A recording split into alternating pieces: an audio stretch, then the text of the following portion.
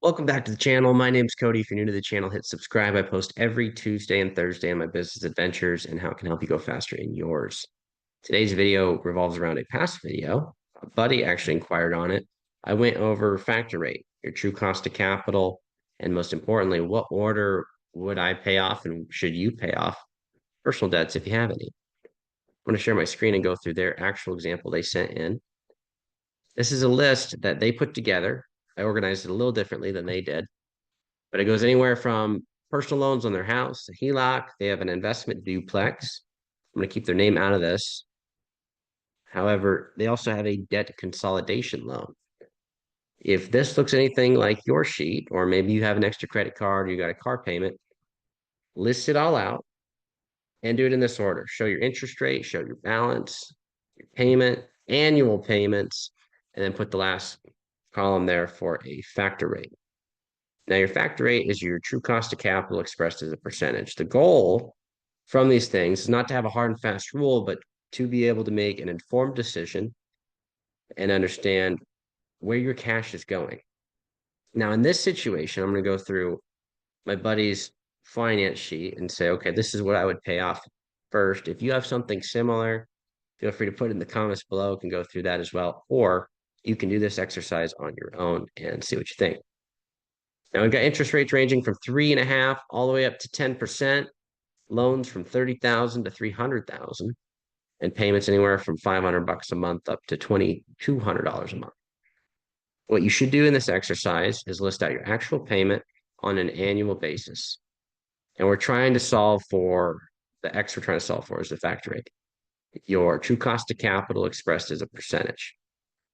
So when I did this, the way to get to your equation is you take your annual debt payments, you divide it by however much you owe, and that's going to give you a percentage. So I took $24,800 and divided it into the 287. We have a factor rate or a true cost of capital of 8.62%. Now, conveniently, that this loan right here for the real estate is amortized. This HELOC is interest only. We're going to go into that in a minute. This HELOC was also used to buy this duplex, which is interesting.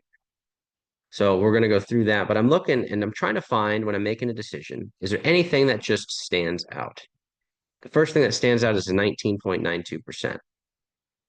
Now, the reason that this is so much higher than these other ones, even though these interest rates vary from 3 to 8.5, they're all about the same collective cost of capital.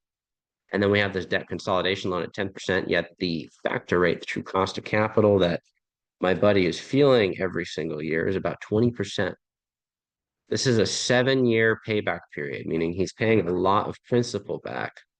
Similar to a car, you're paying it down really quickly, so you have a realized cost that feels much higher than just the interest rate. The first thing I would whack, it just also so happens to be his smallest loan. This is not always the case, but I would whack this debt consolidation loan. It's at the highest interest rate, it's the lowest amount, and the factor rate is the highest. That is amongst those three reasons, I would just whack this and get rid of it.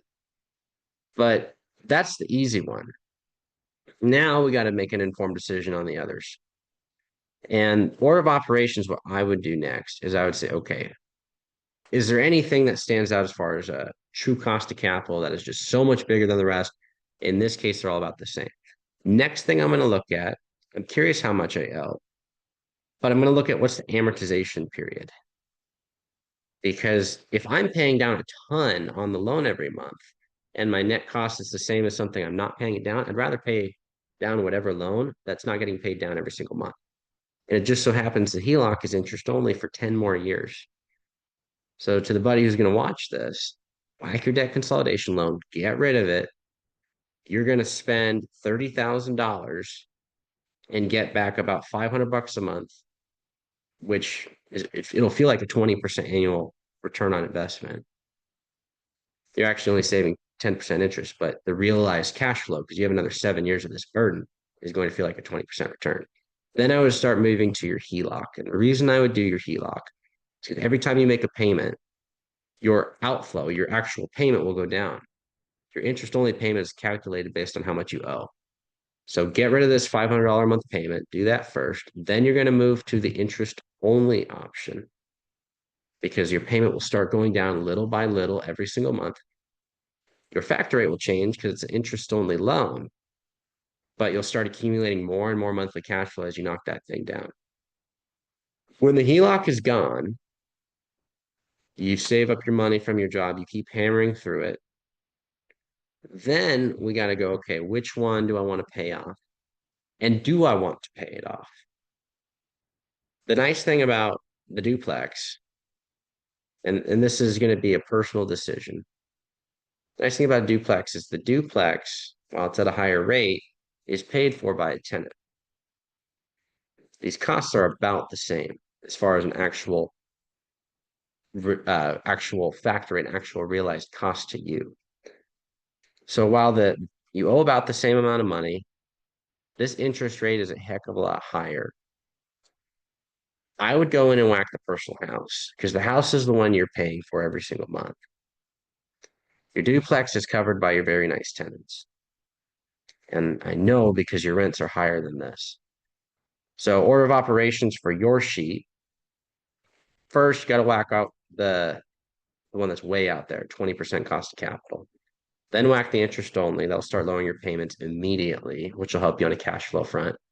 Then I would whack, even though it's a lower interest rate, I would pay off your house. You have to pay for that. Your tenants have to pay for your duplex.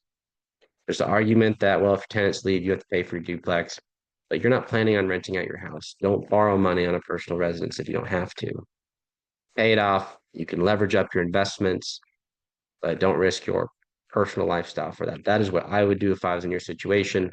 And if you ever got a car loan, that would definitely be up here as high cost of capital, regardless of interest rate. So don't do that. But for people that are out there looking at their sheet and they're doing this equation, if you see anything above 15% here, I look at my cars same way. I have a car loan. I only owe 28,000 on it, but my payment's 700 a month. If I write a check, 28,000, I get $8,400 a year back, which is a rather large cost of capital, very low interest rate, but the factor rate is very high. So it would have a very nice realized return for the foreseeable future. So best of luck on your debt payoff journey. And if anybody else is doing the same thing, have an example, you can shoot it over to me. We can sync up. This is just a suggestion, but if I were in your shoes, I just woke up and had these obligations and these assets. This is what I would consider doing. And I would do it in that order. So best of luck. And if you're new to the channel, you like this content, hit subscribe, and I'll see you on Thursday.